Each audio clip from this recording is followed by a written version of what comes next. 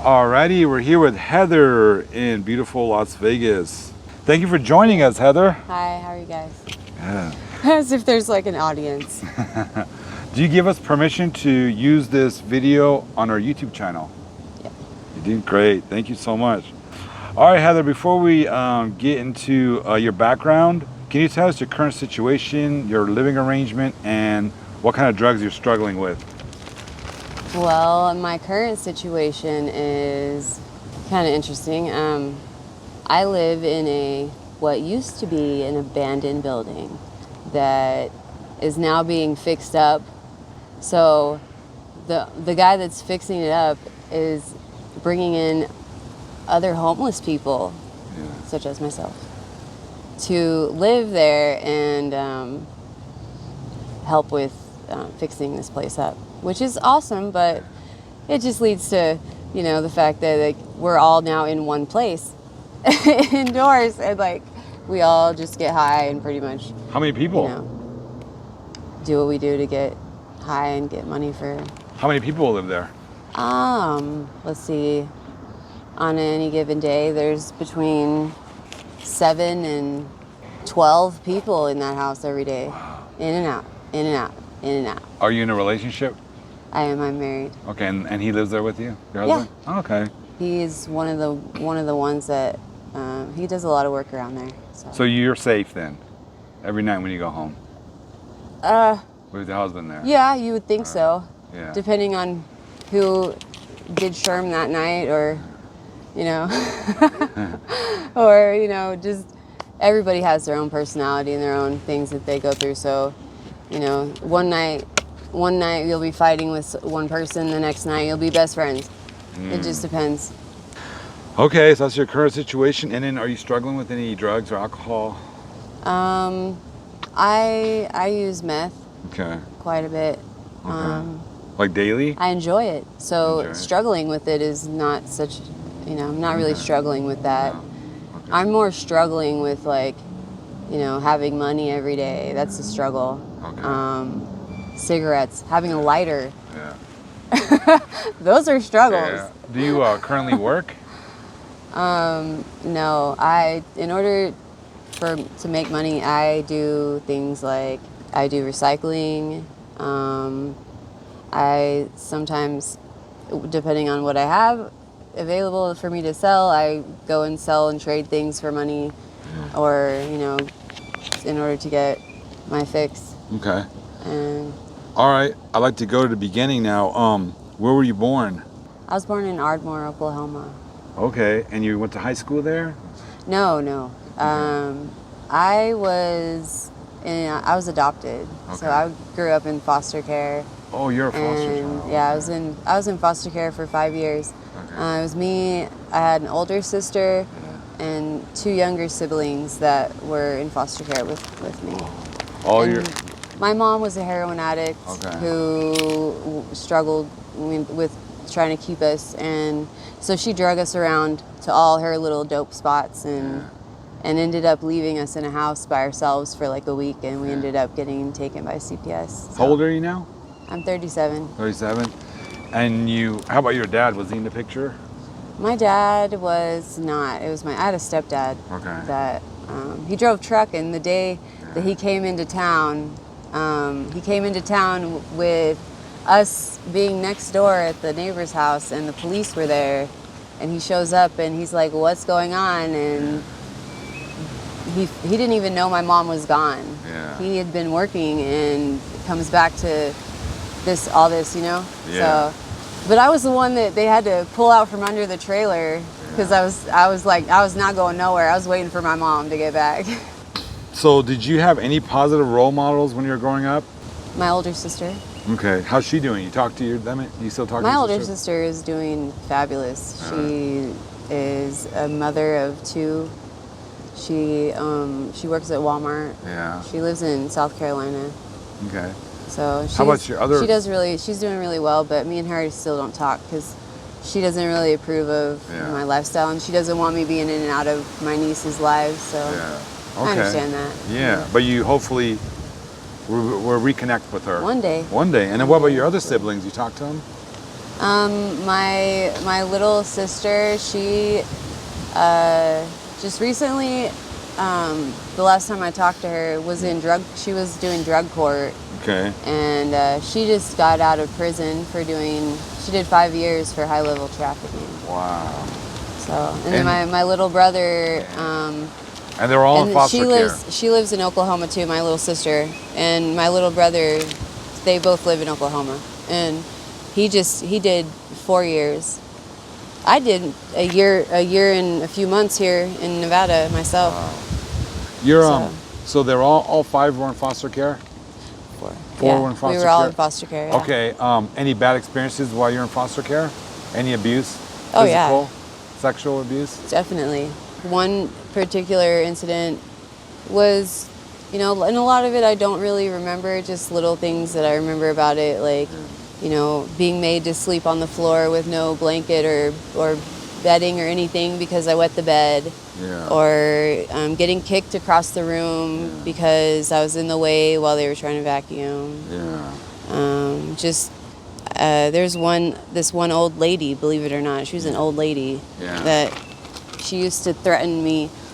Like, I had really beautiful long hair. It was like white blonde, and anytime I did anything wrong, she would hold me down and grab my hair, and she had this huge pair of scissors that would scare me because they were so big. And she would threaten to cut my hair off.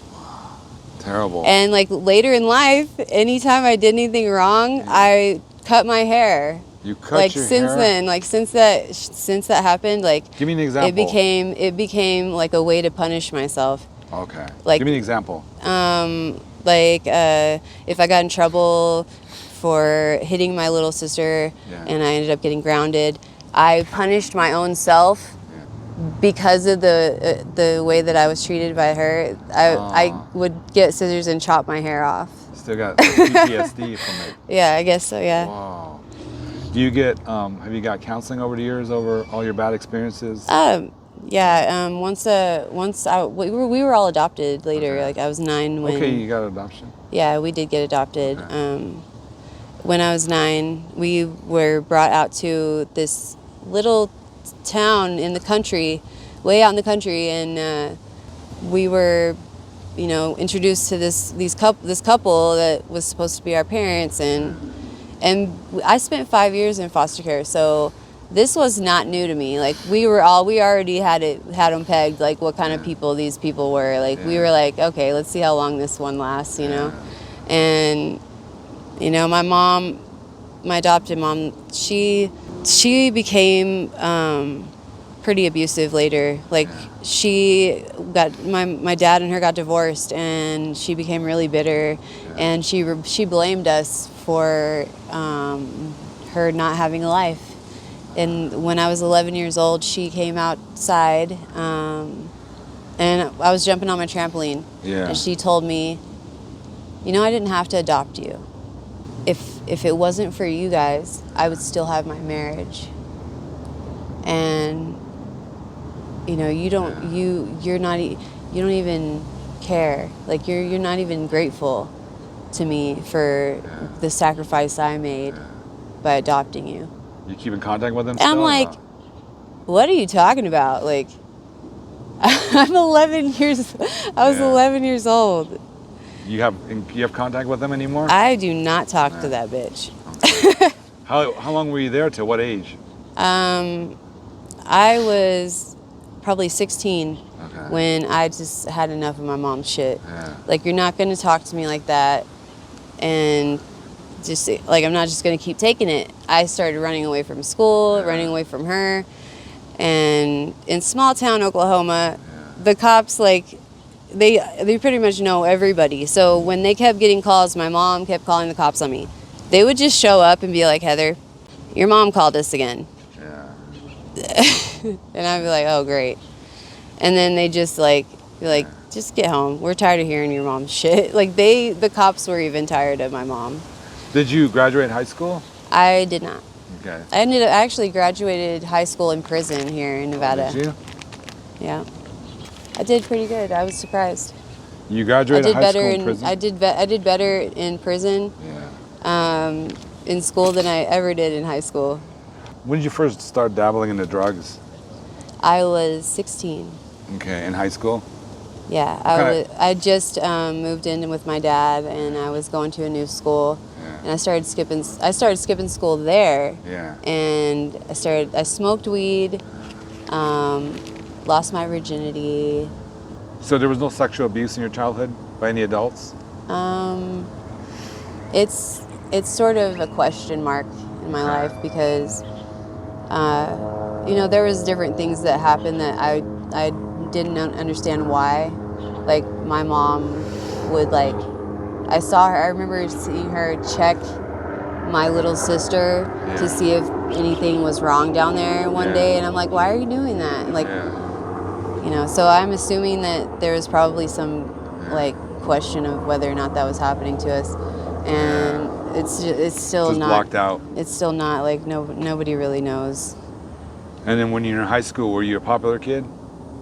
You have I friends? was kind of like the outcast that was like friends with everybody. Okay. And but I wasn't like super popular. What kind of music did you listen to growing up? I listened to country. I didn't even know what rock was until I was like 15. Really? You listened to country? That's it? That was it. Oh, that's cool. Country music, and then when I got up to I was like probably in the 6th or 7th grade, I became like this big church girl, because the youth group in the town I lived in was really big, so everybody went to youth group, and we'd go on all these trips and shit. So I just knew like Christian rock and country, and then eventually I started listening to like the radio, and it seems weird that I would have been that old and didn't know anything about rock, but yeah. Do you have any children? I have 5 kids. You have 5 kids. Yeah. You didn't even mention that. Okay, I want to hear all about them. Yeah, I have 5 kids. Okay. Same dad? No. There's let's see, what's his dad? His dad? 4 different dads. Okay. Are you in contact with the children? I am. I was blessed to have contact with at least one of them right now. Okay. And that's my 3rd child, Wesley. Okay. He is 9 years old. He was the only one of my kids that I had any control over where he was going or what was happening with him. Yeah. All of my other children were taken from me, or it was with my daughter, my second child, Coraline. Yeah. I didn't have any support, and I relinquished my rights to her, which was relinquished your rights? really hard thing to do. Was that the only one you relinquished your rights to? Yeah. Okay. The others were out of my control, because I tested positive for meth when I was pregnant with my daughter Abigail, and so I only got to hold her for 2 hours, and then they took her from me.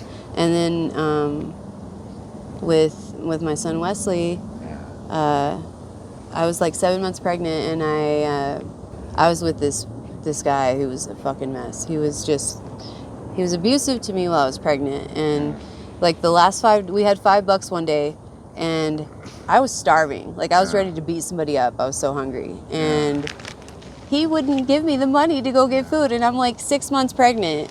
He had to go get a sack of dope. So it's safe to say that you don't have custody of any of your children because of drug use? Yes. Okay. And alcohol use. You feel like it's beyond your control to stop at this point?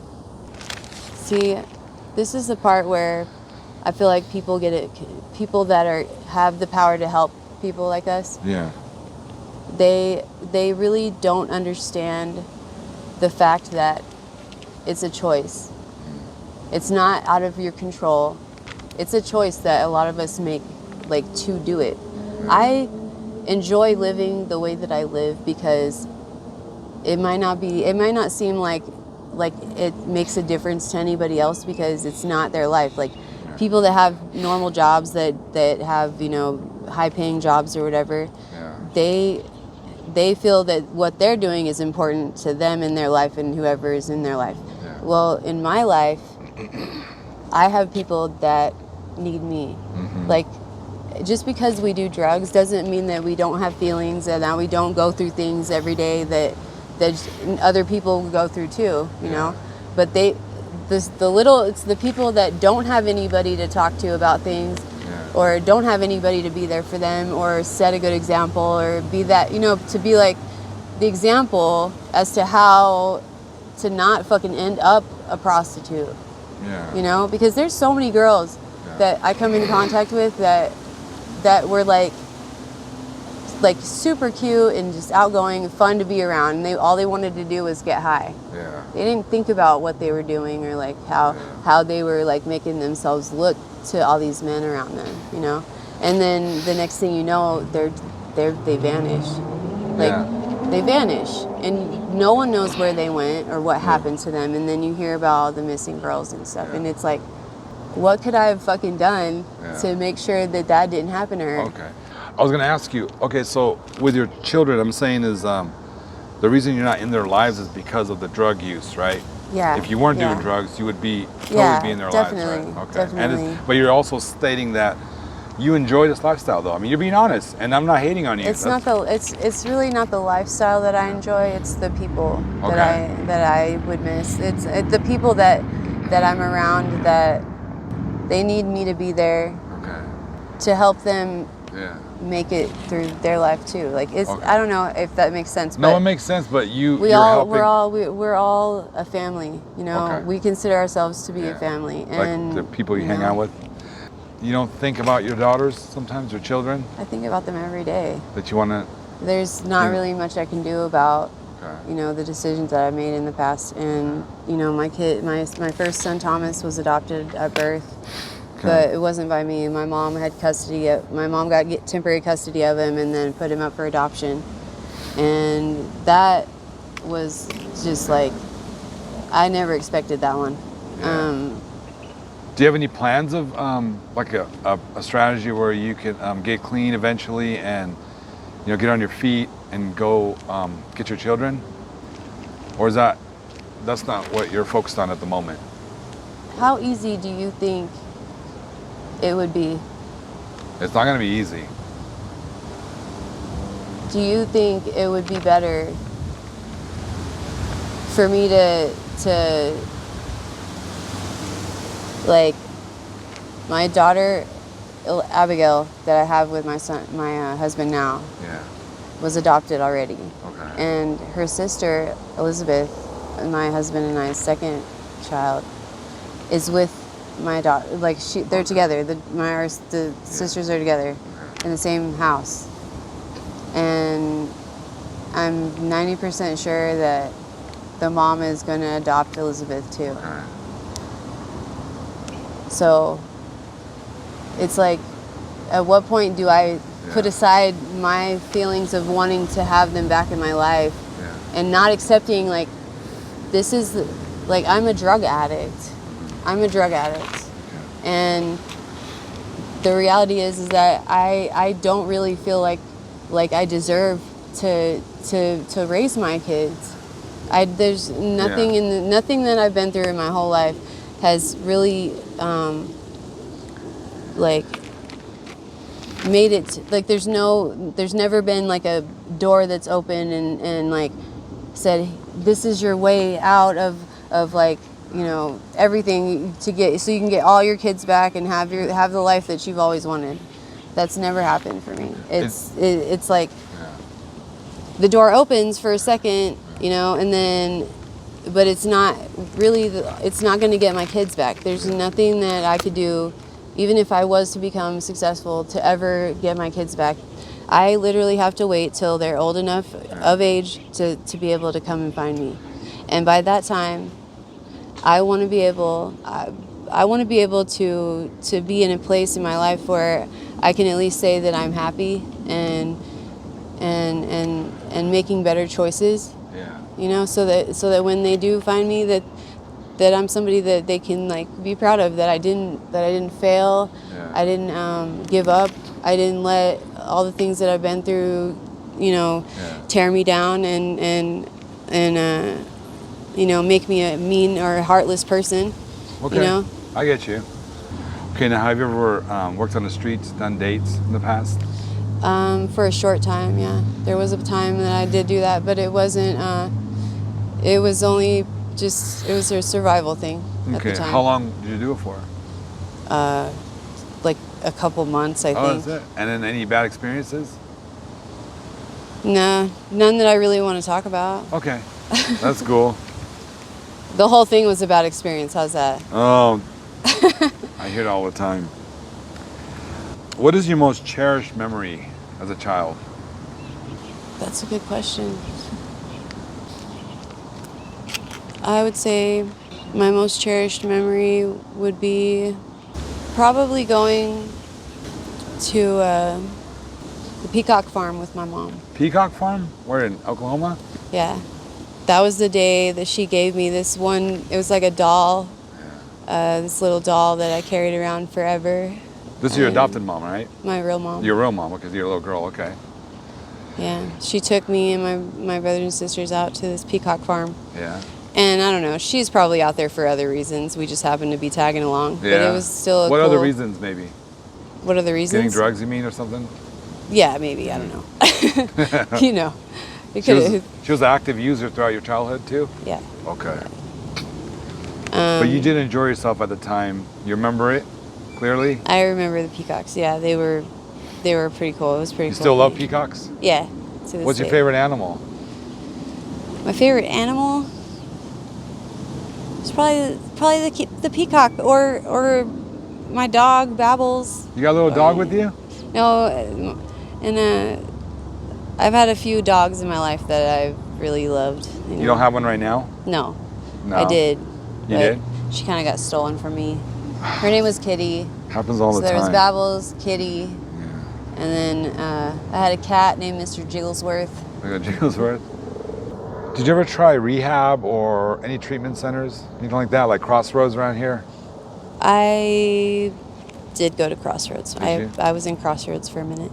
How long were you sober when you got out? What's the longest you've been sober?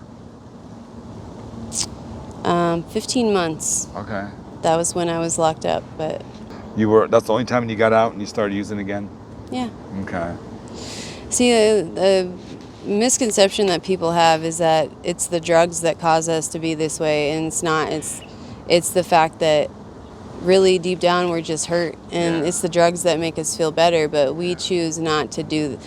We choose not to do the things we need to do by choice. The drugs only help to make us feel better inside. It's not anything. The drugs don't keep us from getting what we want.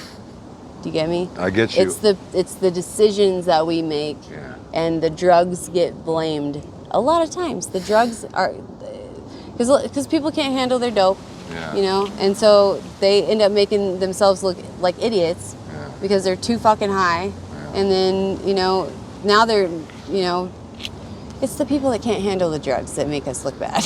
Okay. Do you suffer from any kind of mental illness? Were you ever diagnosed with anything? I was diagnosed as bipolar, and then I don't know. I've been through some traumatic shit that's kind of led me to have some PTSD from it. Yeah. And that is one thing that drugs do is they amplify PTSD bad. Like I was hearing voices. I was hearing this lady screaming for her life. Like I was involved in a bus related. It was an accident where this truck slammed into the back of the RTC bus I was on, and the guy was killed instantly. His head was embedded in the steering wheel. Oh, you witnessed all this? And I watched, and the girl that was in the passenger seat was alive and still screaming for her life, and there was just blood pouring all out from it. It was horrible. Sorry you had to go through that. And so every day I got high, I would hear this lady screaming for her life. And it was me and this black man that we were the only two people that were trying to get her out of the vehicle. And it's like because of that, not only is she screaming for me, like Heather, help me. And from years, it was like 2 years. But it's actually gotten better. I don't really hear it anymore. So therapy for that, counseling. peer therapy, peer Okay, counseling, you know. Not professional? Okay. And you know what? It worked. Does it work? Okay. Because Okay. I actually was able to get over it, you know, and it just by talking it out, talking to my friends, talking to people in my life that have been through similar situations. So you don't use any medications for your bipolar? Okay, never did? Yes, I did. Okay. And they could never find the right one that was going to work. And I was too impatient to try and experiment with my body that way. Because, Okay. man, the antidepressants are no joke. Like, if you start taking them and then stop taking them, it fucks your chemistry up in your body worse than drugs ever could. When you were a little girl, what did you dream of becoming? A ballerina. Ballerina? Okay. I wanted to be a ballerina. I still to this day wish I could be a ballerina. Did you ever get into it? Take classes? I or was anything?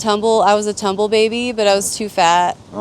Like, I mean, like, I didn't, all the other girls were skinny and, like, you know, really graceful. And I was like, I looked like a little barrel. Okay. And I was not graceful. I was not graceful at all. Yeah. But I was determined. And then I don't know. I was crying. I cried a whole bunch one day, and then my mom stopped taking me. So, What would you like to see yourself in 5 years? in 5 years, Yeah. I would like to see me and my husband and my close friends. Me, my husband, and my close friends that I have now that I've had for. Okay, together? I would like for us to be in a place, because I don't want. I mean, I want me and my husband to have a place to live of our own and not live in some like house for. I don't know what you would call the place I live. It's a house, but we just get high all day. You know, we get high all day, Okay. and it's not necessarily like the best place to raise a family. Yeah. You know, and Okay. I just want to be able to have a little bit more stability than I Okay. have now, and So- I want my friends to be able to have the same thing, and us to be like work together as a team. And So your focus is to help your husband and then get your friends in one place and you all live together. yeah, Okay, and be happy. I want to see all of us work on getting the shit that we need to become more productive. Yeah. Okay. I want to see my husband get his ID. I want to get my ID, and work on getting the things that we need in order to actually get a job, an actual job, not just getting paid under the table. Yeah. All right, Heather, thank you so much for this interview. Hopefully we can do a follow-up with you in a few months. Thank you so much. That would be cool.